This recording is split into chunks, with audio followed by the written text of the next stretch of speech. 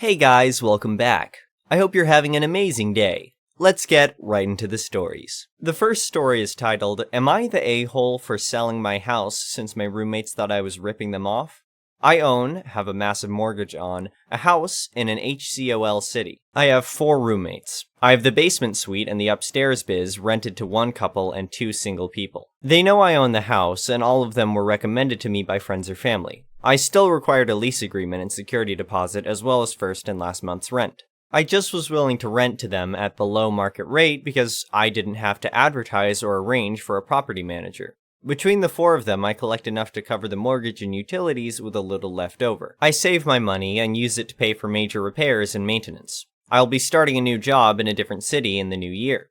I knew about this back in late October. I offered the couple an opportunity to take over the basement suite in the new year for a little bit more money. They would get a massive bedroom upgrade and a private living room, bathroom, and kitchen. They agreed and let me know that they were planning on moving out in 1 year, so they would be willing to sign a 1-year lease. I asked the 2 singles if either of them wanted to take the master bedroom that would be empty. They both declined, but asked if they could turn it into a home office for them. I said, sure, but they would have to cover the rent for the room. They think I'm being unreasonable. Since I'll be making more money off the couple, they think I should keep their rent the same and let them have the room for free.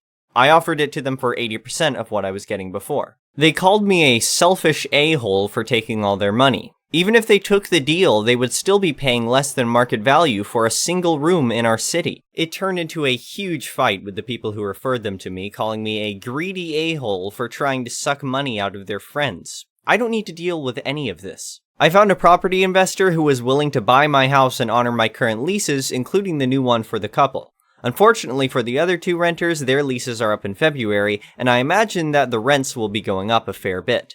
But that isn't my problem anymore. So now everyone they know are angry with me because these 2 people will most likely have to move into a crappier living situation. I feel bad because if I wasn't moving, I would stay and deal with it. But it is just easier to walk away. Comment said, not the a-hole.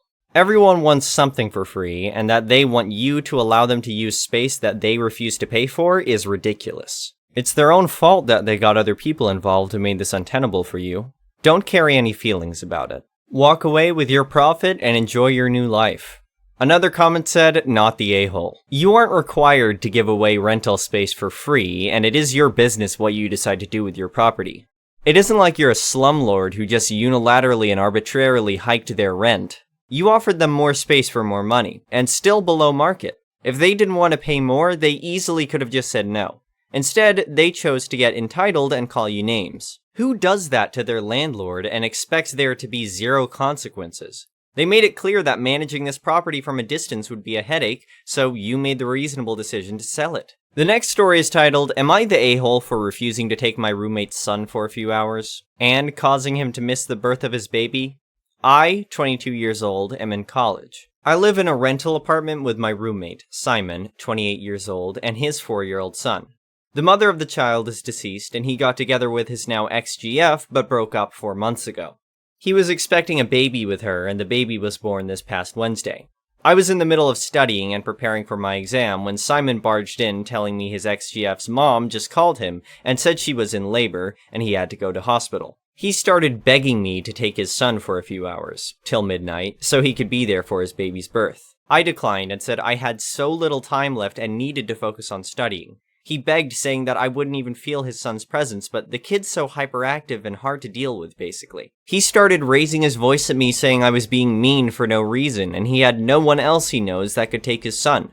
I told him he could have prepared for this by hiring a babysitter. He started going off saying that I was being unhelpful on purpose. I told him to get out of my room. He said he'd just leave the kid with me then. I told him I'd call the cops as soon as he does that, which made him back off. He was fuming. He took his son and left and came back the next day telling me that I just caused him to miss the birth of his baby and that he'll never forgive me for what I'd done. He's been avoiding me since it happened. Am I the a-hole? Comment said, not the a-hole. If he had asked you in advance or his babysitter dropped out or something, then that would be different. The fact he knew the baby would arrive at some point and didn't make any kind of arrangements makes him the a-hole for springing it on you. What would he have done if you weren't home? Was that his plan all along, to just drop the child on you? Crazy. Another comment said, do you consider him your friend? If you consider him a friend, you are 1000% the a-hole for not helping out in extremes like this. It's not a trip to the store or dentist. It's the birth of his child. He can't just do it later. Don't be surprised if this ruins y'all's friendship. Friends help.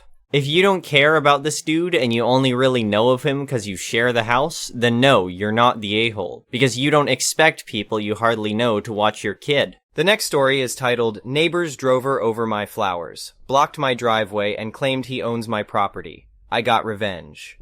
Growing up in Malaysia, I was always taught to respect others and treat them the way I wanted to be treated. This is a value that I have held on to throughout my life, but there was one instance where my neighbor's behavior was so outrageous that it pushed me to my limits. It all started when my neighbor, who had a fancy car, would park it wherever he pleased. Sometimes he would even block my driveway, preventing me from accessing my own property.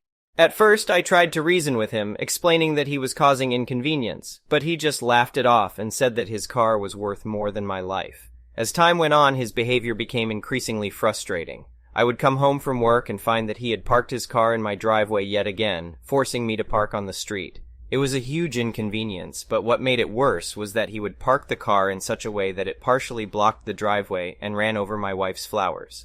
My wife was a skilled gardener, and her flowers were her pride and joy. Seeing them destroyed was devastating for her, and I knew that I had to take action. I went to my neighbor and explained that he couldn't park in my driveway anymore and that he was damaging my property. But he refused to listen and continued to park there. One day I decided that enough was enough. I contacted the authorities and they came and towed his car away. It was the only way to make him realize that he couldn't keep blocking my driveway and destroying my wife's flowers.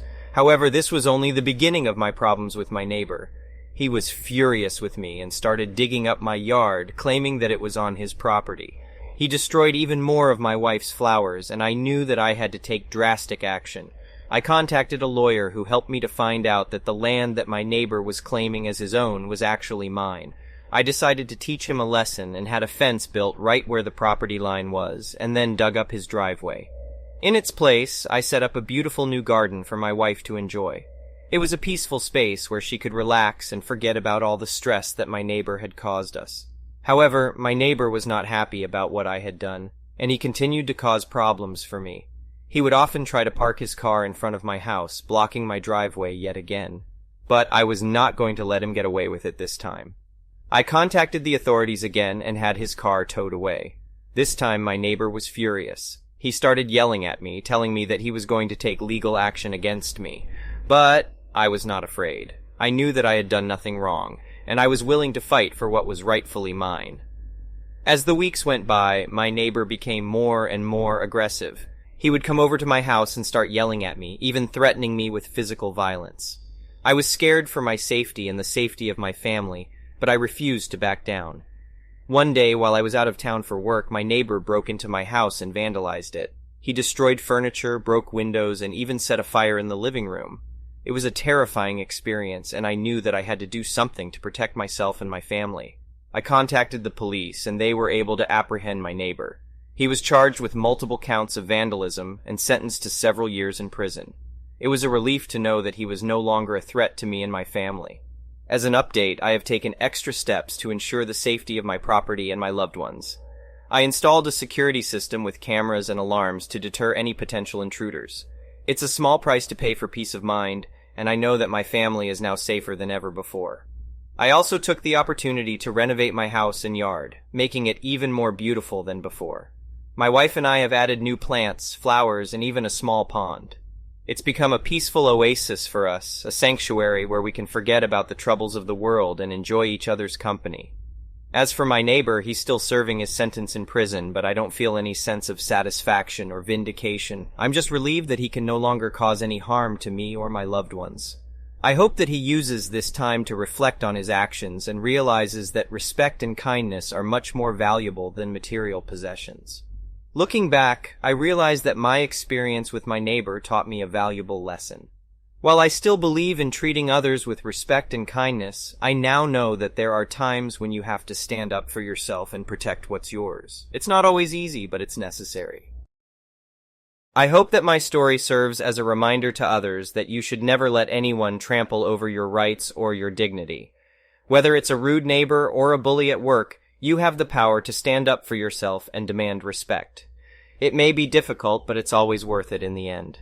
The next story is titled, Am I the A-hole for suing my father for the damage done to my house by his dogs? My, F31, mom passed away last year. My dad, 56, married a woman, 37, with a son, 16, about 6 months later. I think that the age difference is a bit much, but she is nearly 40, so it's not like he's robbing the cradle. Whenever my parents went away, I would always watch their dogs. They weren't the dogs that I grew up with, but they are good puppies. My mom would always call and let me know well in advance that they were going away. I would make sure that either myself or my boyfriend would be around pretty quick after the pups got dropped off. They could behave themselves for a few hours and I would leave water out for them. I do not have any pets myself. My work can involve travel and my boyfriend works out of town for 2 weeks and then has 2 weeks off. Well, my dad and his new wife decided to go on a trip. But since it was never his responsibility, he didn't call. I was out of town, my boyfriend was working. My dad has a key to my house for emergencies and dropping off the dogs. My neighbor called me a day later about the dogs howling in my house to see if everything was okay. I called my dad and he told me that he didn't know I was out of town. I said that if he didn't come get them, I was calling animal control. So he had his new stepson come to my house to get the dogs. I have no idea why a 16-year-old kid who was trusted to stay home by himself could not just have watched the dogs in the first place. When I got home, I found a disaster area. Dog crap and piss everywhere. I don't want to describe everything because it makes me angry. To get everything that could be cleaned done and to replace my boyfriend's leather recliner, which was old but also destroyed, cost about $7,000. I told my dad I expected him to pay for everything. He said that he would see if his homeowner's insurance would cover it. They will, but the deductible is a lot, and his premiums will go up. So he said that he would take care of it. It's been a few months, and I'm sick of waiting. The limit for small claims court in my state is more than double what I want, so I'm suing him. He was served and called me to complain. He doesn't have the money because he just bought a new car. He bought the car after my house got destroyed. I feel no pity. But his wife and him keep trying to talk me out of pursuing this. They said that my dad paid for a good chunk of my student debt and that I owe him. Him and my mom did pay off about $10,000 of my student debt, and I was grateful. It's one of the reasons I had no problem dog sitting for free. But he says that if I take this money, then he'll not have any money for things at his house. He isn't retired, and my mom had life insurance. Comment said, not the a-hole, and it's vital to hold firm and not let them sway you here. He had months to pay you back and instead bought a car? His negligence resulted in damage to your property. He should absolutely be paying for everything, and his financial irresponsibility is not your problem. Another comment said, not the a-hole. He entered your home without your permission and left his dogs unattended. You gave him an opportunity to pay for the damages and waited months for him to do it. It's only normal that you took the next step and sued. He bought a new car, so he clearly has other priorities than paying you back. In my opinion, paying you back will never be his priority. Keep suing. The next story is titled, Am I the a-hole for leaving my boyfriend behind and going on the trip with our friends? I've been with my boyfriend, I'll call him Paul, for 3 years and living together for 6 months. Paul has serious problems with forgetting important documents, and after the 4th time he did this, I became responsible for carrying our documents in my purse. According to him, all documents have a digital version, and that is enough. Not all are digital passports, and not all places accept the digital form, but he is stubborn and maintains this position.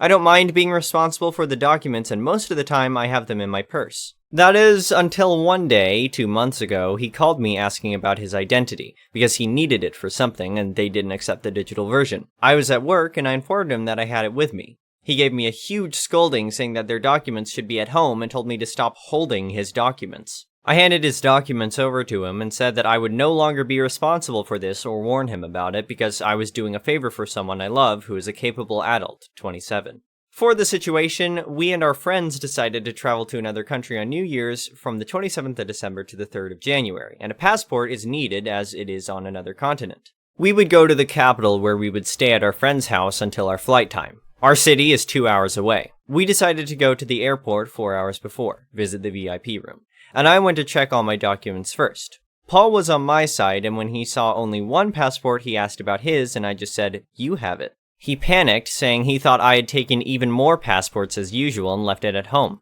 He decided to run home and come back. He asked me to go with him, but I didn't want to spend 4 hours in the car. He went to get his passport, but complained that this was something to remember him by, and I went with my friends to the airport. In short, he didn't arrive on time, and I decided I wouldn't miss my trip because of him. I turned off my cell phone and made my 12-hour trip.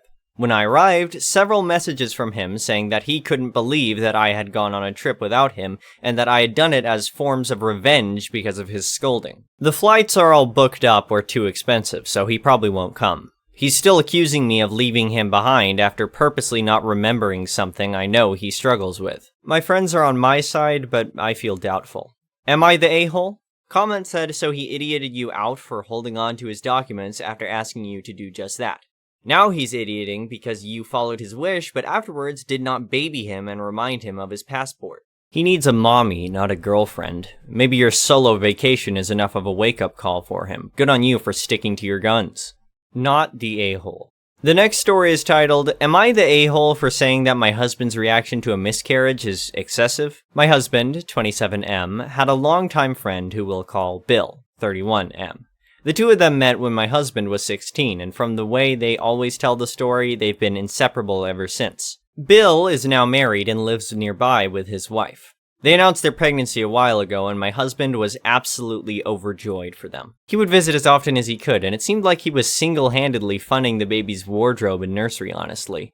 Unfortunately, they suffered a miscarriage just before the 6-month mark. Bill and his wife were understandably devastated, and so was my husband. I got it. He was watching his best friend go through something unimaginably painful. He was often gone for long periods of time comforting Bill because not only had he suffered this loss, but his marriage also didn't seem to be holding up very well either.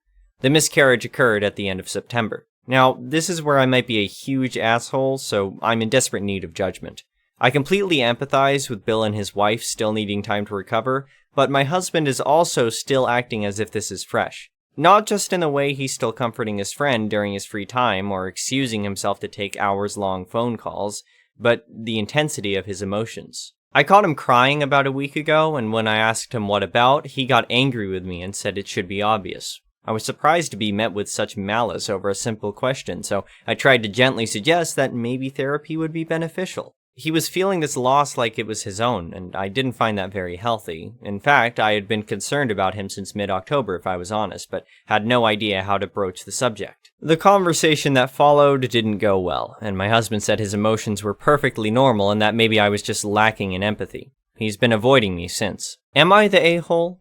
Comment said, reading the title, I was prepared to say that you are the a-hole, but having read the whole post, I agree with you. Your husband is acting like he actually lost a baby. Being empathetic is one thing, but this does seem a bit over the top. Either there's more to this story, and I hope there isn't, or he does need to speak to a therapist to work out why he is so enmeshed with his friend. Not the a-hole. Thank you for watching. I would really appreciate it if you could like the video and subscribe to our channel if you haven't already. We'll see you again tomorrow.